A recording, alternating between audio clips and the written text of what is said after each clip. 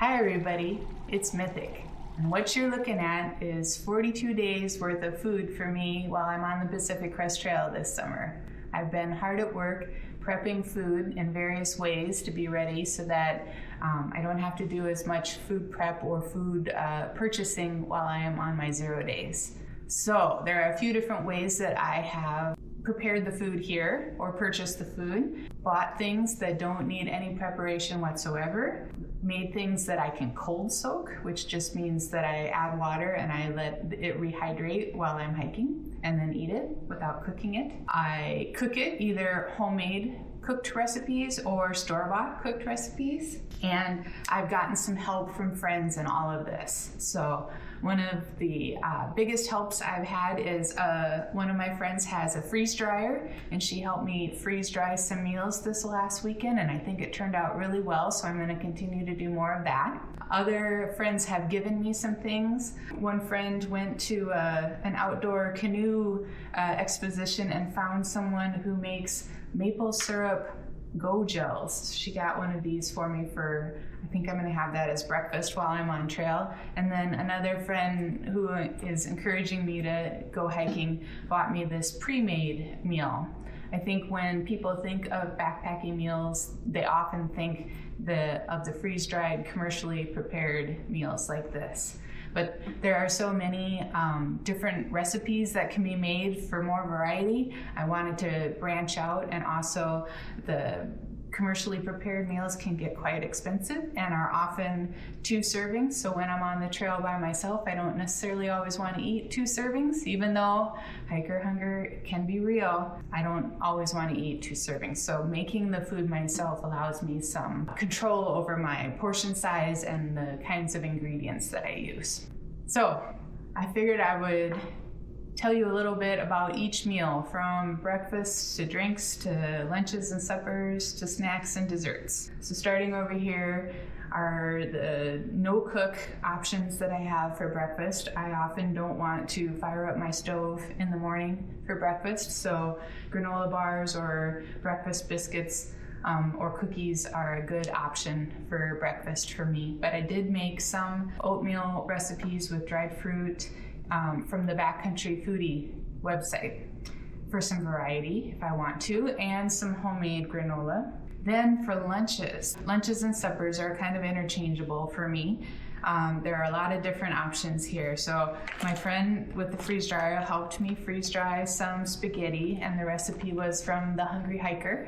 And then over here in these bags, those are recipes from the Backcountry Foodie website. There's a lot of either couscous or pasta in there with different spices. And then for added fat and just flavor, you can get olive oil in packets, tablespoon sized packets. So that's what I've got. And I tucked those inside each of the bags when I made that meal. These are yams. This is another recipe from the Backcountry Foodie, and you blend the yams and then dry them like a fruit roll-up and then tear them up into little chunks. That was quite an interesting experience. It said that you could blend them in a food processor or a coffee grinder so that they would rehydrate quicker. So I tried grinding it up in my coffee grinder, and I broke my coffee grinder. So I just ripped them up into little pieces instead. These are Knorr's sides. Lots of hikers use Knorr's sides because they're easily accessible at grocery stores and they're affordable. And generally I find there are two servings in each of these bags for me. So when I go on trail, I usually break them up in half. These are an example of a commercially prepared meal, and there are tons of brands and tons of flavors. And when Blue Magic is with me on trail, she's going to bring a bunch of these for us to share because often they are 2 servings. So that's a nice way to have some variety and for us to split those things up. Over here you'll find maybe one of my lesser favorite meals while on trail, but it's very convenient. The pouches of either tuna or chicken. And I've found that they've got some different flavors that they're coming up with. So I've gotten a couple of the Smart Bowls for some variety. And I generally eat those with a little bit of mayo and relish mixed in and then put on a tortilla. So it's like a tuna salad wrap. Then we've got snacks, and you know I love my snacks. So we've got pouches of applesauce with different flavors. We have fruit snacks. We have one of my most favorite foods ever, the Swedish fish, but with different flavors this time. Very patriotic. Sour Patch Kids, also different flavors for some variety. We have stroopwafels, which are a Dutch treat that I love. We've got Gorp, which is good old raisins and peanuts and M&Ms. And, you know, just for a little bit of extra health, I use the dark chocolate M&Ms, not the milk chocolate. We've got some dehydrated fruit there. So I've got some dehydrated apples, some dehydrated raspberries, strawberries, and pineapple. I had never dehydrated pineapple before. That was fun, and they're really tasty. We've got some jerky. I love the teriyaki flavor jerky.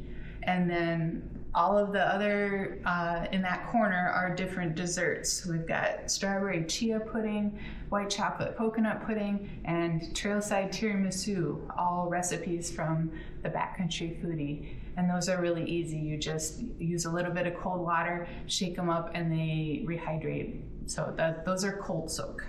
So the reason why I'm doing all of this now, instead of waiting until I'm on trail, is because when you are on a 0 day in town, you've got a lot of things that you need to do, and if I can eliminate one thing of having to go to the store for a long period of time, that'll help reduce my stress and my expense while I'm on trail. Sometimes in some of the smaller towns, you're limited to just purchasing at a convenience store, which can have higher prices. So I have the privilege of having Southern Minnesota guy with me who can carry all of this stuff.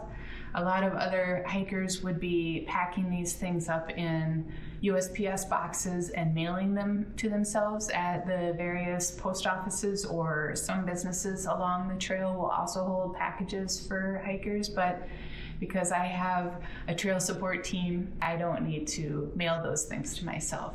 We'll have them with us in the car. Like I said at the beginning, this is about 42 days worth of food, and I'm anticipating that I will be on trail about 124 days, give or take, so I've got more work to do. Until next time, come along with me as I hike slow, take a lot of pictures, and eat a lot of snacks. Thanks for watching.